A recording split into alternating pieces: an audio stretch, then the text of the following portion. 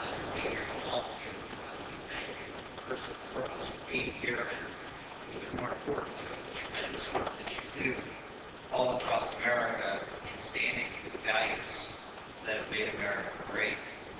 We thank Tony Perkins and all the folks at the FRC for giving me the opportunity to be here to share some thoughts with you. And also for all the times that we've worked together over the 16 years that I was in Congress, working with them and working with all of you, trying to put forward a pro-family, pro-life, pro-marriage agenda in the halls of Congress. I can say without question, without the support over the last several years would have been possible. So thank you. God bless you.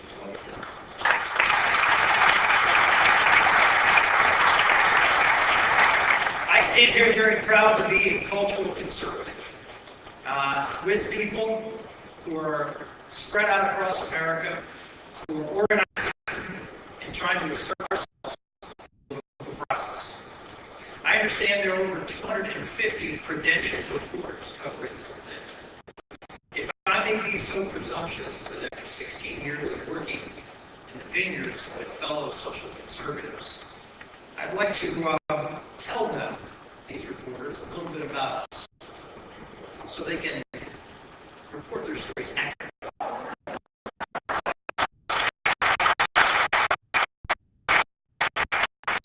We are Americans who believe America from the greatest country in the history of the world.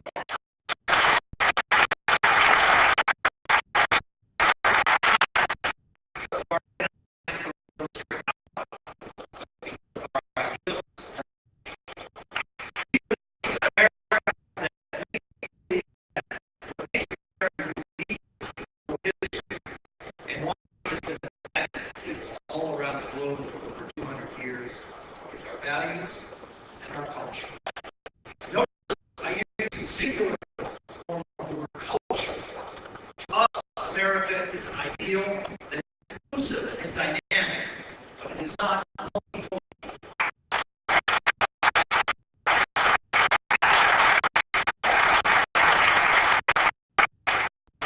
We subscribe to what the original model was of this country.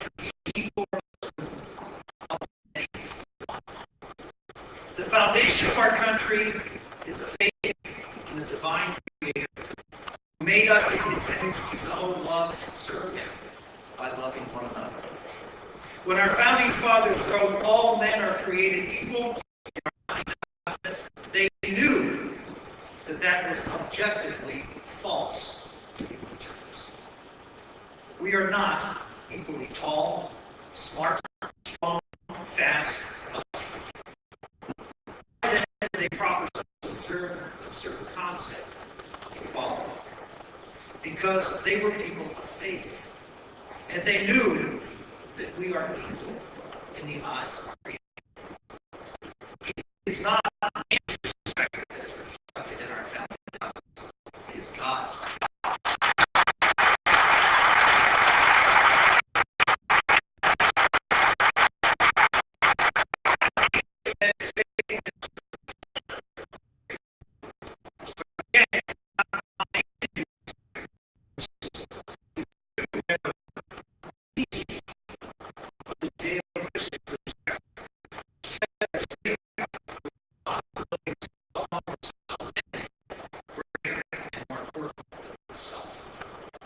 Not a freedom to do what you want to do, but a freedom to pursue what you ought to do for the common good and for yourself. We look back at the 200 years of history and see much more good than evil as social conservatives. And we want our children taught that in the government-run schools.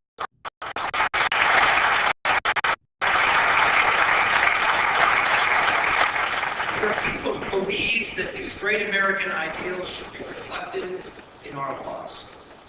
For example, when we say all people are equal and that they are endowed by their Creator to the right to life, we should put those words into action and into law. At the same time, we know throughout history we have struggled to accomplish this and fallen short.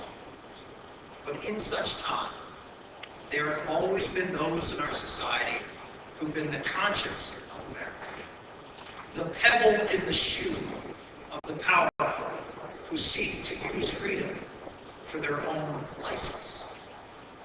We are that pebble for this time in American history. Like your predecessors, you will be marginalized and excoriated by the wealthy and the powerful, and unfortunately many of you. We will suffer defeats, but do not despair. It is in the darkest moments that even the smallest light draws people to it. This weekend you are here to determine who among those who seek to be the leader of this great idea, America, is best able to shine the light in the darkness.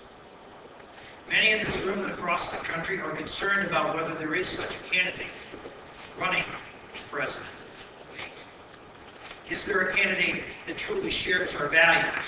Is there a candidate that can convincingly articulate this worldview? The answer is, and we must fight to.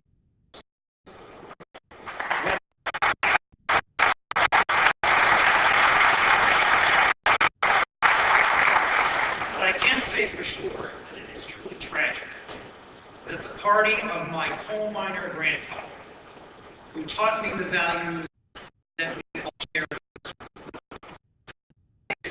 candidate is coming here. Because there is a single candidate of the Democratic Party who sees America the way we do.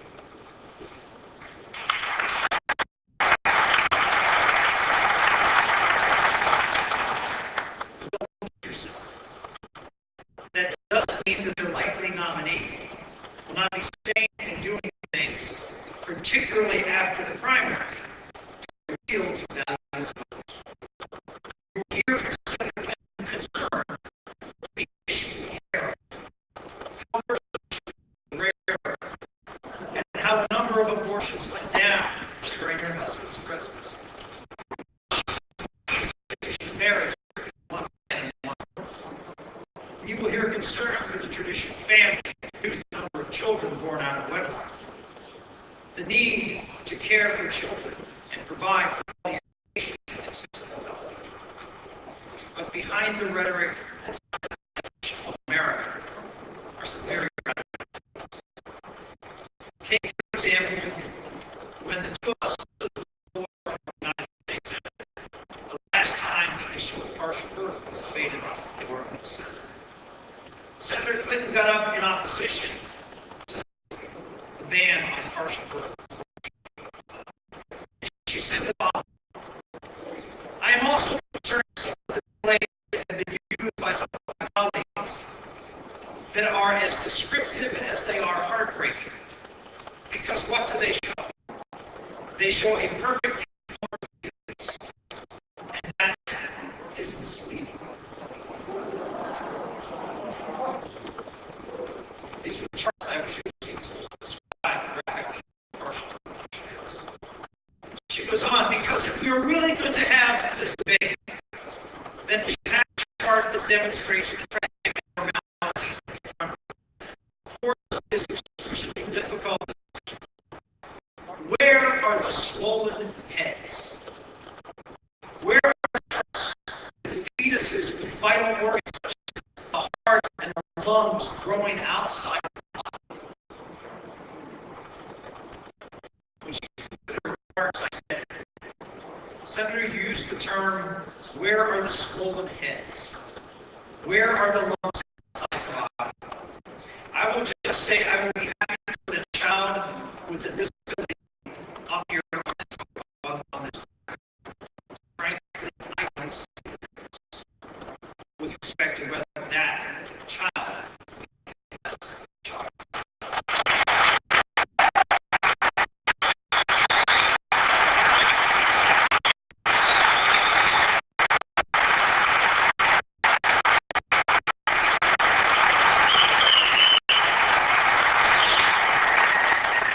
If we consider a child that may not live long or may have an abnormality to be less of a child, Is this less of a human being because it is not perfect? Have we reached the point in our society where because perfection is so required, that only those who are not perfect, that those who are not perfect don't even deserve the opportunity to live? If the senator would like to find out, I can do that. And with that, Ohio performed 9 abortions, partial birth abortions, to my children with a cleft palate. If she would like me to show a case of spina bifida, I can do that. I would be happy to show those, but they are the exception rather than the rule. Senator Clinton fired back because the senator's legislation make an exception for serious life-threatening abnormalities or babies who are in such serious physical condition that they will not live outside the home. My response, no. She said, that's it. I said, I understand the senator's point. I guess my point of rebuttal is that if you want to create a separation of law between those children who are perfect and those who are not, she interjected, no. I said, if a child is not perfect, then that child can be aborted under any circumstances. But if the child is perfect, we're going to protect them. No, I do not have an exception in this legislation that says if you are perfect, this cannot happen to you. But if you are not perfect, yes, it can. The senator is right. And she says to respond to the senator from Pennsylvania, my great hope is that abortion becomes rarer and rarer. I would only add that during the 90s it did. The very fact that the senator from Pennsylvania does not have such a distinction under any circumstances, I think demonstrates clearly the fallacy of this approach to have the government making such tremendously painful decisions. I said, frankly, I do not agree there should be a difference between a child who are normal in societies and those who have. I do not believe we should. And finally, Senator Clinton said, if the senator will yield for one final point, I want the record to be clear that I value every single life, every single person.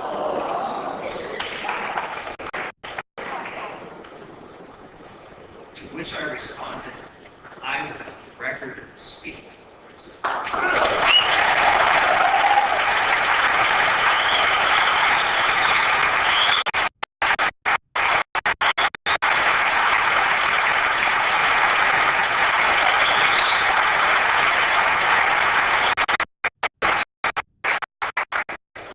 This excerpt to show 2 things. Number 1, the other side understands the arguments they have. The other side understands they cannot go and talk about killing disabled children. That would be unacceptable. But they do things to accomplish just that. And they couch it in such compassionate terms of caring about people, about painful decisions. They have the rhetoric down that pulls the heartstrings of people. And we too must have that. And the leaders of our party, the leaders of this country, who share people who can courage to stand and fight, because if they do, the principles that we share, because we have right to the principles. These are not tough issues. You will hear from a lot of candidates how difficult the social issues are, how tough they are to talk about, how marriage is uncomfortable, opposing same-sex unions can be unpopular with certain groups of people. But let me assure you, it is the right thing to do. When we look at the history of America, America has not always gotten it right the first time. When confronted with the arguments and the facts of reason, America has always done. You are the same. You are the pebble in the shoe. You are that uncomfortable group in the face of the Republican Party and conservative. The leaders of the party and leadership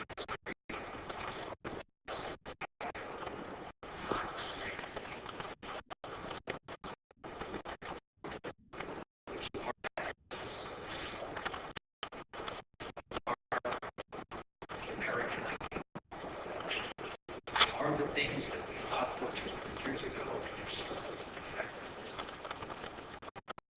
We must make those. I thank you all that you've done for me, and so many others around this country who've had the privilege to stand up in the trenches and fight these battles. We have not won. It's not because we have not tried. Do not despair. Don't look at this current situation and say, oh, well, I can't see how we have options. Don't let the perfect be the enemy of the good, or the good be the better, be the enemy of the better. Work for the best you can. Stand up for the things you believe in.